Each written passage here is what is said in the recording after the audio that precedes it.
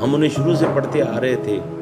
Haiku से शुरू होने वाला सफ़र जो था वो इंतहाई उम्दा गज़ल, इंतहाई उम्दा नज़्म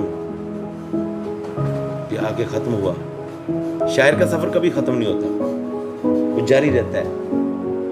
उसकी नए नए अंदाज में, नए नए रंग में उसकी तफ़हीम होती रहती है।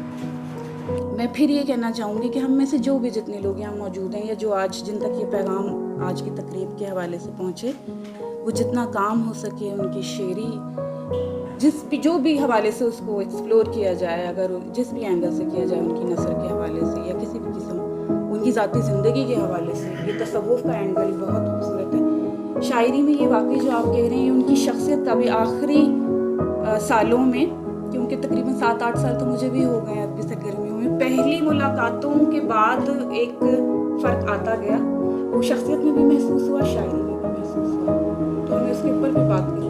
ये कौन शख्स मुझे किरचियों में बांट गया, ये शेर हमें कब से उनका ये शेर हमें याद है। ये कौन शख्स किरचियों में बांट गया, ये आईना तो मेरा आखिरी ठिकाना है। एक जगह पे सज्जाद भाई, पारस भाई, डॉक्टर अंबरीन सब मौजूद थे और मुझे एक नया इंकशाफ होता है और वो वहाँ पे मज़ा निगारी करते हैं।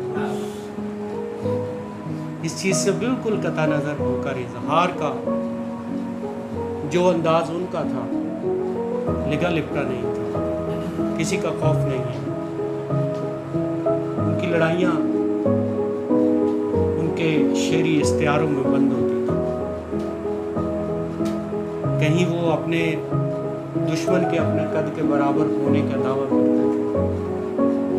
मज़ा आता अगर वो मेरे कद के बराबर होता। कुछ लोगों को सब कुछ बना बनाया मिल जाता है और कुछ लोगों को खुद बनाना पड़ता है। अख्तर शुमार साहब ने बनाया और बहुत ही खूबसूरती के साथ इन सारे मराहल को तय किया, तालीम मुकम्मल की और फिर लाहौर आ गए। तो इब्तिदा में वो उन्होंने बताया कि वो स्टूडियो में कई बार गए क्योंकि वो फिल्मों के गाने लिखना चाहते थे।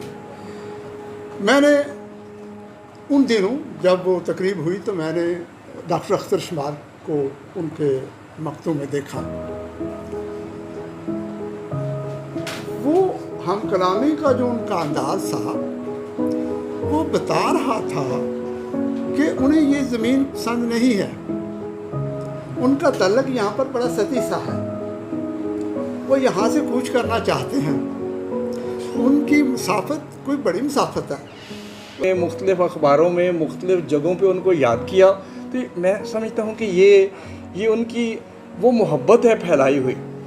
ऐसा खूबसूरत जैसा अभी मैंने किया, हमें नहीं पता था कि वो इतनी जल्दी दुनिया को बदसूरत कर जाएगा। ज़्यादा उनकी तबीयत दरगुजर, माफ़ी, मोहब्बत, खलूस, हमदर्दी, दूसरों के काम आना, ये उनकी मतलब एक ज़िंदगी का मोटिव रहा और हमें भी उन्होंने यही तलकीन की, यार जो आपके पास आ जाए उसे जी बिस्मिल्लाह, अस्सलाम वालेकुम, अदब, प्यार, मोहब्बत, ये आपको चैप्टर हमने जो सिखाना तो हर एक से जो है वो मोहब्बत से पेश आना ही इंसान का जो है वो बुनियादी मकसद होता है। उसे हंसते नहीं देखा कई दिन, उसे हंसते नहीं देखा कई दिन, मेरा सूरज नहीं निकला कई दिन। चंद लम्हे वो ठहरा था यहाँ, बस चंद लम्हे, महकता रह गया कमरा कई दिन।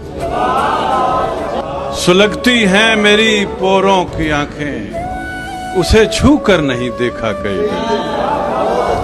और जो एक शब के लिए मुझको मिला था, मैं उसकी याद में रोया कई दिन।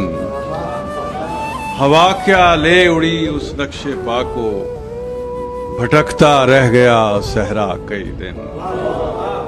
कोई आहट नहीं कानों में गूंजी, रहा गुमसुम ये दिल रास्ता कई दिन।